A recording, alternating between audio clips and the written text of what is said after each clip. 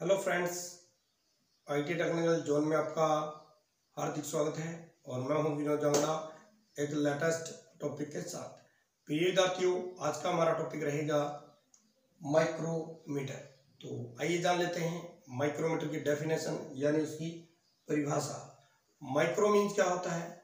सूक्ष्म होता है, बारीक होता है, और मीटर मीन्स क्या होता है? मापना होता है। इसलिए इसका नाम क्या रख दिया गया? माइक्रोमीटर। यानी माइक्रोमीटर एक प्रकार का सूक्ष्म मापी यंत्र है, एक इंस्ट्रूमेंट है। इसके द्वारा किसी भी जॉब के भारी व्यास को चेक कर सकते हैं, भीतरी व्यास को चेक कर सकते हैं, किसी जॉब की गहराई को चेक कर सकते हैं, किसी भी नट एंड बोल्ट की पिच को भी हम चेक कर सकते हैं। इन कार्यों को करने के लिए अलग अलग प्रकार के माइक्रोमीटर का प्रयोग किया जाता है। जैसे गहराई के लिए डेप्थ माइक्रोमीटर का प्रयोग किया जाता है, भारी व्यास को चेक करने के लिए आउटसाइड माइक्रोमीटर का प्रयोग किया जाता है, भीतरी व्यास को चेक करने के लिए इनसाइड माइक्रोमीटर का प्रयोग किया जाता है। यानी अलग अलग कार्यों के लिए अलग अलग माइक्रोमीटर का प्रयोग किया जाता है। तो मीट्रिक सिस्टम के अंदर माइक्रोमीटर जो होते हैं उसका जो अल्पमाप होता है, लिस्ट काउंट जो होता है वो होता है 0.01 mm, और इंग्लिश सिस्टम में, इंग्लिश प्रणाली के अंदर वेटी सिस्टम में उसका माप होता है 0.001 इंच के एक्यूरेसी में ये चेक करता है। तो आइए अब जान लेते हैं मटेरियल ऑफ माइक्रोमीटर। माइक्रोमीटर कौन सी धातु के बने होते हैं? तो प्रिय विद्यार्थियों, माइक्रोमीटर के जो पार्ट्स जो होते हैं वो अलग अलग धातु के बनाए जाते हैं। वैसे मुख्य जो इसकी जो बॉडी जो होती है, फ्रेम जो होता है, वो हमेशा इनवास स्टील का बना हुआ होता है या फिर कास्ट स्टील को फोर्ज करके भी इसका बनाया जाता है। उसके बाद में एनविल और जो स्पिंडल जो होते हैं ये क्रोमियम स्टील के बने होते हैं। इनके आगे कार्बाइड टिप लगी होती है। उसके बाद में है बैरल और जो थिम्बल होते हैं ये भी क्रोमियम स्टील के बने होते हैं, लेकिन इनके ऊपर निकल की परत चढ़ा दी जाती है। तो आइए अब जान लेते हैं साइज ऑफ माइक्रोमीटर। माइक्रोमीटर का जो साइज है वो एक रेंज में लिया जाता है। जैसे 0 से 25, 25 से 50, 50 से 75, इस रेंज में वो आगे बढ़ते हैं। 0 से 25 का मतलब ये है कि 25 mm की दूरी में ही ये किसी भी जॉब को आसानी से चेक कर सकता है। 25 mm से अगर किसी भी साइज को अगर चेक करना है, ज़्यादा साइज को चेक करना है, तो वहाँ पे 25 से 50 के माइक्रोमीटर का प्रयोग किया जाता है। 50 से अगर और अधिक कोई साइज है, जैसे 52 का है, 60 का है, तो वहाँ पे हम 50 और 75 का माइक्रोमीटर हम प्रयोग करते हैं। तो इसलिए 25-25 mm की रेंज में ये आगे बढ़ता है। तो आइए अब जान लेते हैं पार्ट्स ऑफ माइक्रोमीटर। माइक्रोमीटर के मुख्य भाग कौन कौन से होते हैं? तो नंबर 1 पे रहेगा आपका फ्रेम। फ्रेम हमेशा इनवास स्टील का बना हुआ होता है और ये अंग्रेजी के सी अक्षर के आकार का होता है।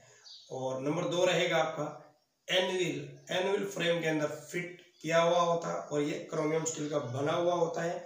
इसके आगे कार्बाइड टिप लगी होती है। नंबर 3 पे रहेगा स्पिंडल।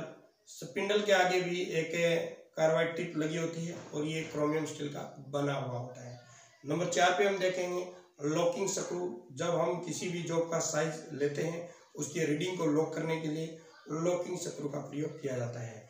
नंबर 5 पे देखेंगे स्लीव यानी बैरल। ये खोखली नली होती है। इस नली के ऊपर 25 mm के निशान लगे होते हैं, एक डेटम लाइन होती है, और जो स्लीव होती है उसके अंदर से स्पिंडल गुजरता है। नंबर 6 पे देखेंगे थिम्बल।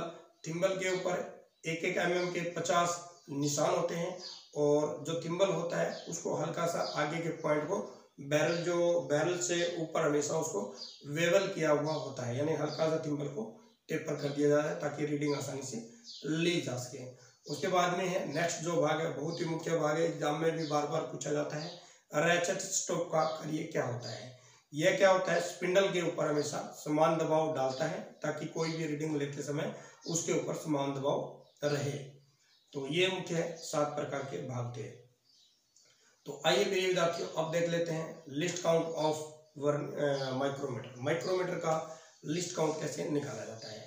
तो माइक्रोमीटर का जो लिस्ट काउंट से पहले थोड़ा सा मैं आपको बता देता हूँ।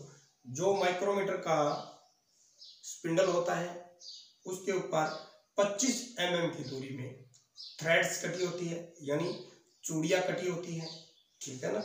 जो 25 mm की जो थ्रेड्स जो कटी होती है, 1 mm जो होता है उसके बीच के भाग को भी कटिंग करके एक थ्रेड बनाई होती है और उस थ्रेड की जो वैल्यू होती है वो 0.5 mm की होती है, यानी 25 तो mm हो गए आपके, ठीक है ना, और 50 कितनी होगी थ्रेड्स होगी, क्योंकि एक थ्रेड्स जो है आपकी एक चूड़ी उसकी वैल्यू कितनी है 0.5 है। ये क्वेश्चन भी बार बार आता है कि माइक्रोमीटर का जो स्पिंडल है उसके ऊपर कितने mm की थ्रेड्स कटी होती है, तो वो कटी होती है 0.5 mm की, ठीक है ना, 1/2 भी हम उसको बोल सकते हैं। तो अब आपको क्या काम करना है, 1/2 का मतलब क्या है कि आधा mm की स्पिंडल के ऊपर थ्रेड्स कटी हुई है, इसलिए मैंने क्या लिख दिया 1/2 बराबर करना है 50, ठीक है ना, क्योंकि जो थ्रेड्स जो है आपकी वो कितनी कटी हुई है 25 mm में 50 कटी हुई है, तो मैंने भाग में 50 कर दिया है। उसके बाद बराबर करना है, तो फिर लिखना है आपको 1/2, फिर गुना में करना है 1/50, 1 को 1 से मल्टीप्लाई करेंगे तो 1 आएगा, और 2 को अगर 50 से मल्टीप्लाई करेंगे तो आएगा 100 आएगा, 1 को 100 से भाग करेंगे तो प्रिय विद्यार्थी आंसर आएगा 0.01 mm की एक्यूरेसी में ये किसी भी जॉब को चेक कर सकता है, और ये इसका लिस्ट काउंट है, ठीक है ना, 1 mm, ठीक है ना, 1 mm जो दूरी होती है ना छोटी सी, उसके 100वें भाग को ये माइक्रोमीटर चेक करता है, और उससे भी अधिक एक्यूरेसी के माइक्रोमीटर भी प्रयोग किए जाते हैं। तो आइए अब जान लेते हैं care and maintenance of micrometer, micrometer की मरम्मत यानी देखभाल उसकी कैसे की जाती है। तो नंबर 1 पे देखेंगे, माइक्रोमीटर को हमेशा कार्य के अनुसार प्रयोग करना चाहिए। नंबर 2 पे है, माइक्रोमीटर का प्रयोग करने से पहले 0 एरर चेक कर लेनी चाहिए।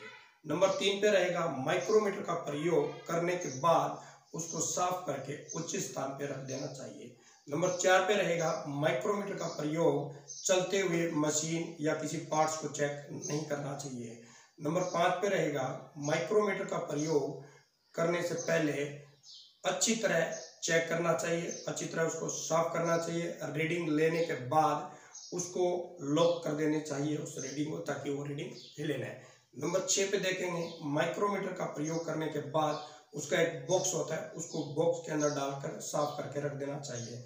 नंबर 7 पे देखेंगे, माइक्रोमीटर जो होते हैं, जितने भी प्रकार के माइक्रोमीटर होते हैं, उनको हल्का सा एनविल और जो स्पिंडल होता है हमेशा 1 या 2 mm उसको खोल के रख देना चाहिए, क्योंकि गर्मी के कारण धातु क्या होती है, मेजरिंग इंस्ट्रूमेंट होते हैं, ये फैल जाते हैं, तो इसलिए इसके अंदर थोड़ा सा हल्का सा गैप हमेशा रखना चाहिए। नंबर 9 पे देखेंगे, माइक्रोमीटर के अंदर अगर 0 एरर है तो उसको पहले ठीक करना चाहिए, उसके बाद ही हमें रीडिंग लेनी चाहिए।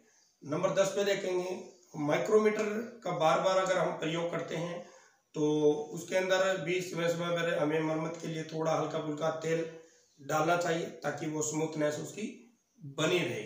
माइक्रोमीटर का प्रयोग करते समय रेचर स्टॉक के ऊपर हमें अधिक दबाव नहीं देना चाहिए, अगर अधिक दबाव दें तो रेचर स्टॉक खराब हो सकता है, जो मेजर हम साइज करते हैं वो आसानी से नहीं ले पाएंगे। तो प्रिय विद्यार्थियों, वीडियो कैसी लगी तो प्लीज लाइक करना, कमेंट करना। फिर मिलता हूँ एक नए टॉपिक के साथ, तब तक आपको जय हिंद, जय भारत, वंदे मातरम।